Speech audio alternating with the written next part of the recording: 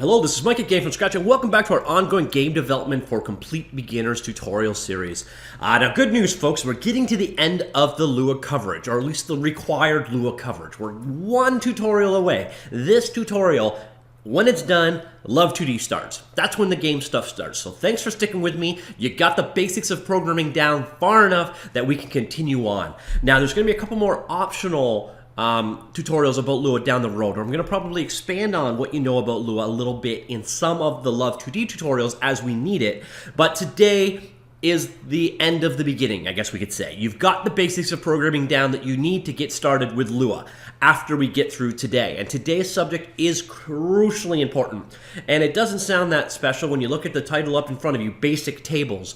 But tables are critical to Lua. Now, if you come from a background of any other programming at all, whatever you did in it is probably done in tables in Lua. Now, we've covered basic data types in Lua so far. Things like numbers, strings, nil, booleans, functions. Those are sort of the building blocks, those sort of raw materials of your application, your game. But any non-trivial data, more complex data types are done in tables in Lua. And Lua's tables are probably the most versatile type I've ever seen used in any programming language ever. You see, in other languages, and if I use a word here that scares you, don't worry, but these are very common data structures that you see out in the wild. Things like objects, prototypes, arrays, dictionaries, maps, hash tables, linked lists, you name it. There's this plethora of ways of storing data and different ways of doing it. And most languages support several different ones. Not Lua. Lua has tables, and that's it. Tables. It's got the fundamental data types we saw, or the intrinsic data types we saw earlier, things like numbers, strings, etc., and it's got tables. So there's no objects in Lua, there are no prototypes in Lua, all of these things are implemented using tables. And tables are very powerful, and it's nice having this one way. Now, a table is basically just a collection of other data, so you can use all those intrinsic types we talked about earlier. A table can contain numbers, can contain strings, can contain other tables, can contain functions, can contain all kinds of stuff, but it's the only way of collecting all of these things together, the only real storage or organization unit inside of Lua is the table. So that's exactly what we're going to look at today. And now let's jump right in. At the core level, a table is kind of a very simple concept. It's built around the structure of a key and a value. Now, you saw this probably earlier on when we did the control, I think I called it control methods or control, basically when we covered loops. Remember I did one, I said, well, okay, I'm going to get ahead of myself a little bit here, but here's how you loop through a table.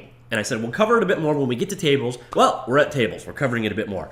Remember we did the key, or the K comma V? Well, that short form was for key value. And that relationship is incredibly important to understanding how tables work.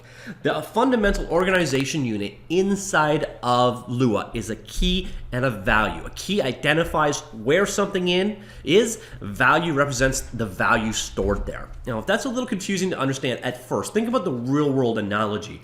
When you go to a post office, if anybody actually has an old-fashioned post office box or has a shared one that doesn't go right to their house, you go there and then on the outside there will be a number of numbers. So basically you have, 1, 2, 3, 4, 5, 6, 7, 8, 9, 10. Each one is a different post office box. And then you use your key to open that one. And inside is your actual mail. Well, this data structure works the exact same way. But the key, instead of being a number, 1, 2, 3, 4, 5, is whatever the hell you make it. It could be, a string, a number, etc. So that is what uniquely identifies where data is. And then like your mail, the actual data is whatever is inside of that. And that data could actually be, in this theoretical sense, another mailbox. So you could go through the entire process again and have a mailbox inside of a mailbox inside of a mailbox inside of a mailbox, which is the equivalent of having a table inside of a table inside of a table, or you could have a number inside or a string inside, etc.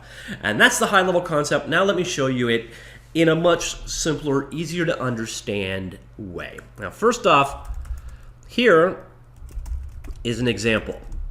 Probably the simplest example you can get. We just created a table called monsters, and it's empty. Now, you declare a table using curly brackets, like so. So basically, what you're saying is anything inside of this curly bracket is inside of your table. And as you can see, because we have nothing there, there is nothing inside of our table. And let me show you a very handy little utility or function that's built into Lua right now to make this example a little bit more interesting. So first we're going to go ahead and say print monsters, and then we're going to do print type monsters. Okay. Let me just go over here and fire off our code. Main. All right. So what you're seeing is the first one is printing two values, and the second one printing a single value, which is a string of what type it is. Now, if monsters was instead an int, so this is why this guy's actually handy. So local meaning of life equals 42, and we've done that one a couple times.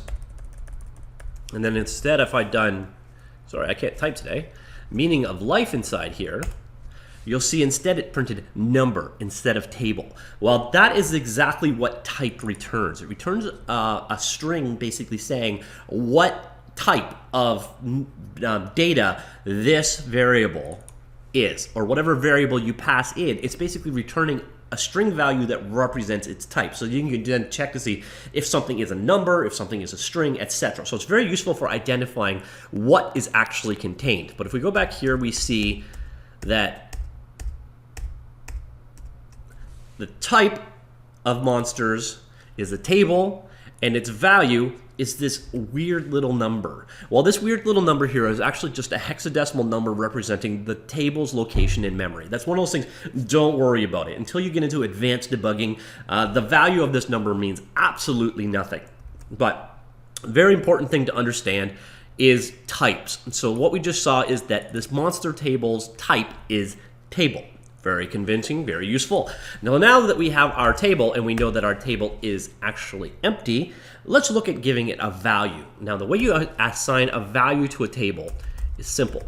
We just use square brackets now, and here's where the key comes in. The key is where we identify how we're going to access this value in the future.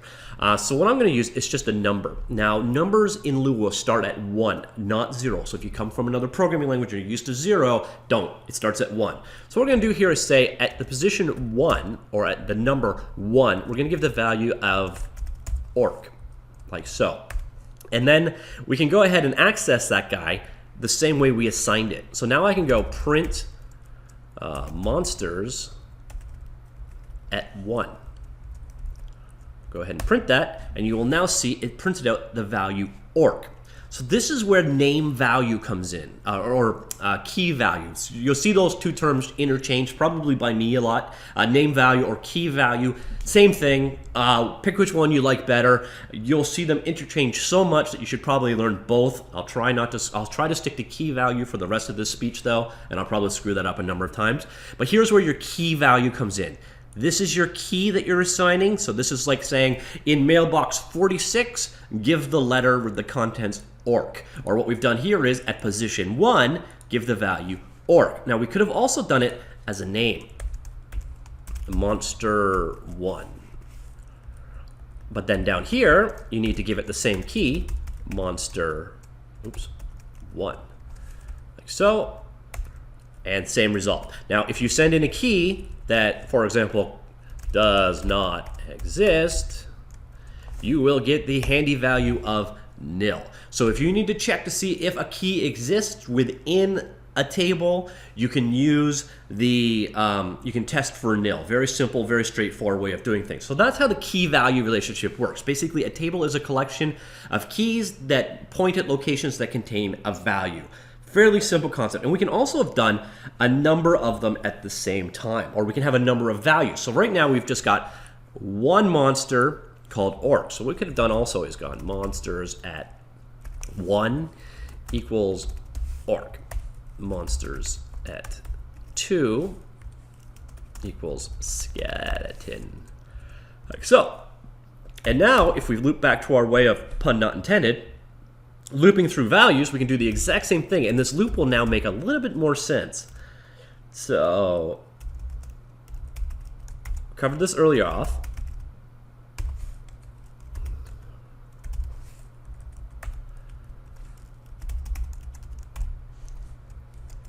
All right, so remember we did this loop earlier. What this is basically saying is pairs will return one record or one data row from the table for each one that exists. And it returns the key and the corresponding value. So what we're saying here is, actually here, let me just do both. So print k, then comma, dot, dot. All right, v, and I need my earlier dot, dots. So what I've done here is said print the keys value, and then a space, or and then append this string, a space, a comma, another space, and then the value. So what we're going to do is print the key and the value here of every pair returned by this pairs function in our monsters table. So our monsters table has 2 rows. It has a key of 1 and a key of 2. And for the key of 1, the value is orc, and the key of 2 is skeleton. So now when we run through this loop, we see 1, comma, orc, 2, comma, skeletons. So that pairs is critically important. Now the other value that you've got there for looping through them instead of pairs is I pairs. And that is if you know that your keys are all integer values, so your data is keyed by a number, it will return the results sorted. So that's the big difference between the two. And what we're looking at right now, the way of, oops, that's the wrong guy. Go away, you. The way of organizing data this way, this looks like a traditional array in any programming language. Now, one of the neat things with Lua is this whole number thing can be automatic. So this positional stuff, this us doing the 1, the 2, the 3, we don't have to do any of that. This counting stuff, as long as we're good with a default order, we can actually just go like this. Like so, and I'm going to go ahead and run that, and you're going to see exact same result. That's because if you do not specify a key, if you just send in a list of them separated by commas like this inside when you're declaring your table, so there's your beginning of your table and the end of your table. If you don't specify a key pairing, so if you're not doing it manually like this at, you know, some key, if you're not providing a key, it will automatically do it based off the position.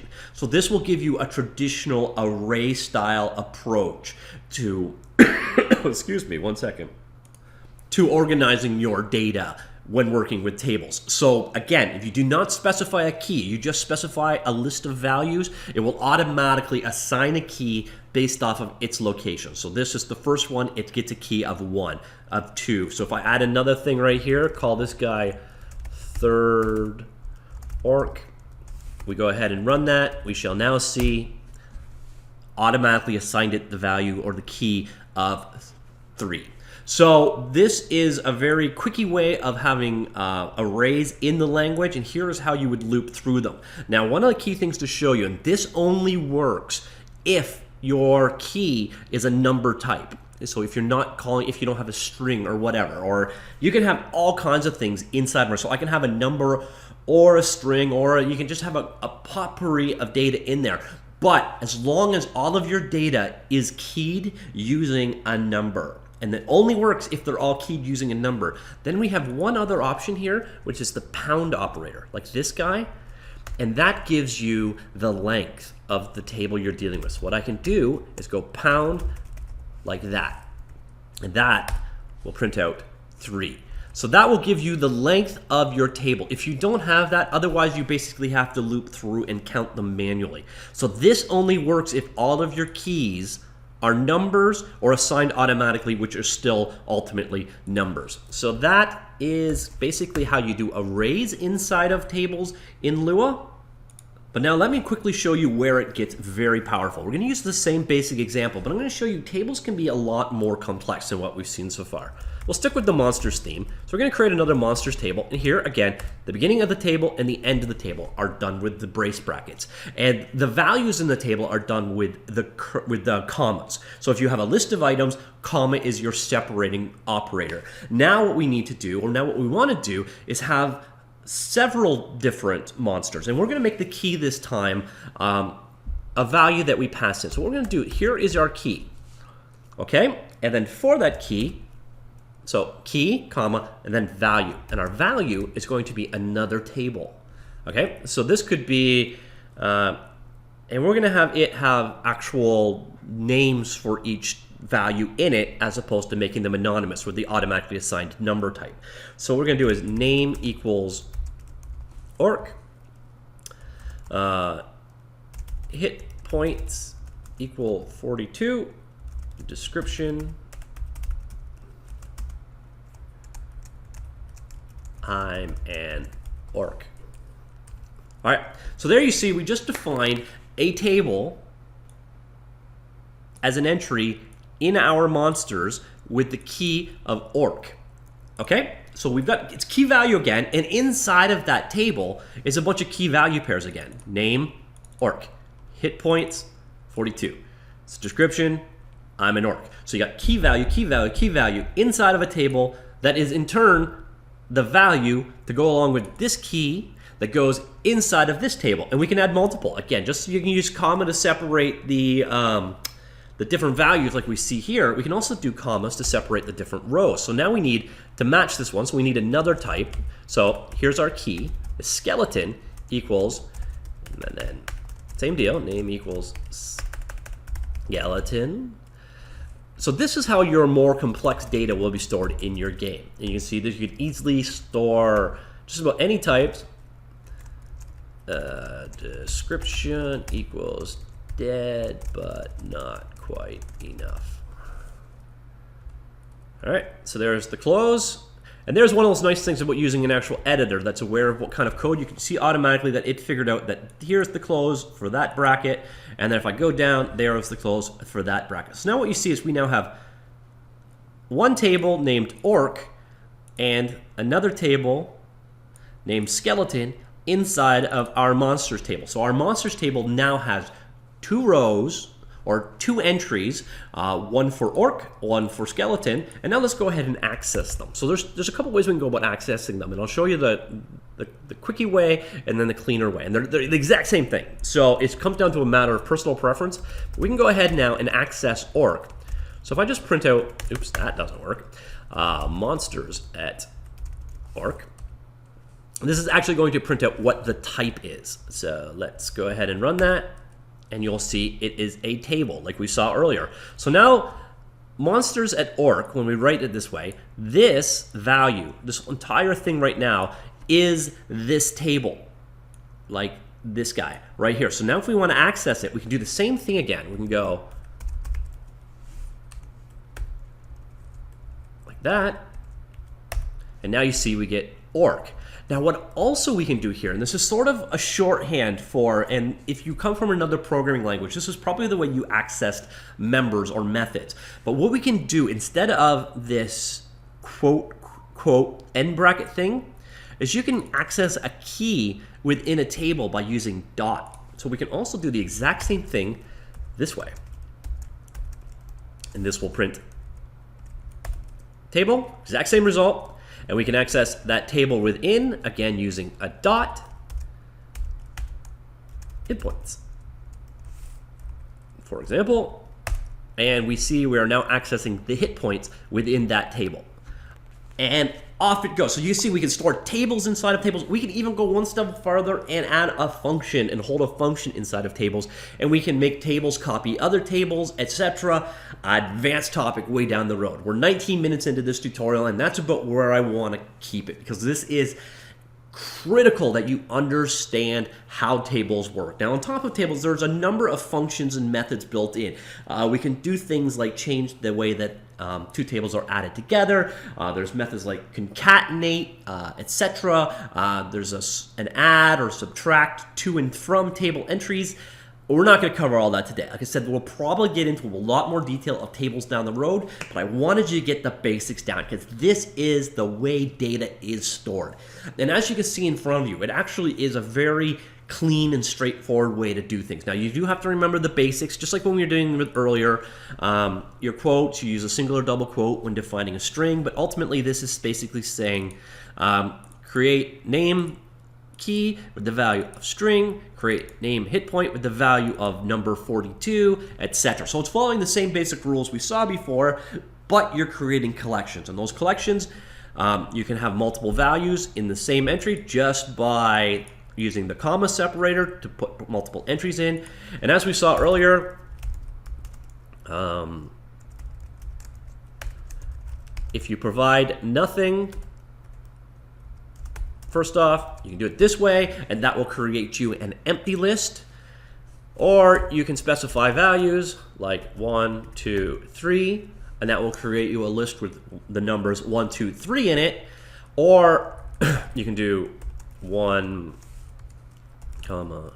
2, 3, and that will create you an array or a list with the strings 1, 2, and 3 in it. But in both cases, it automatically will create this guy with the key of 1, key of 2, key of 3 based off their positions because we did not define it. And at the same time, the exact same equivalent would have been if we had done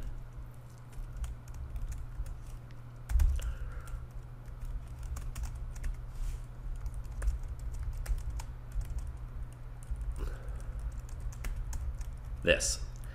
So really, it's just shorthand for automatically incrementing and creating this key value for you if you don't specify one.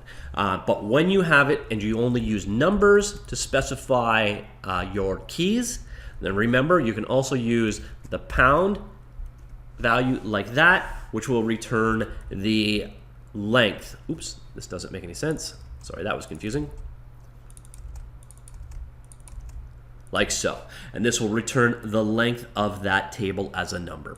So that's all that's it. We're 21 minutes in with a bit of a recap there. That is tables. Tables are the keyest thing you need to understand because tables are how data is stored, structures related with each other. It is going to be fundamental towards making your game anything beyond trivial, just a string or a Boolean or a number.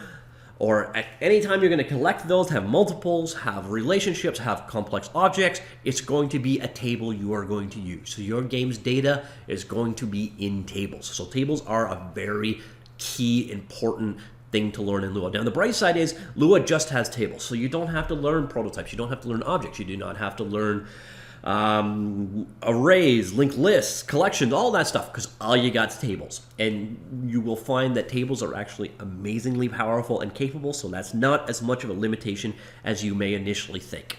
Okay, so that's it. Next up, we are going to be dealing with love. So we are starting our game programming. Hope you enjoy it. See you then.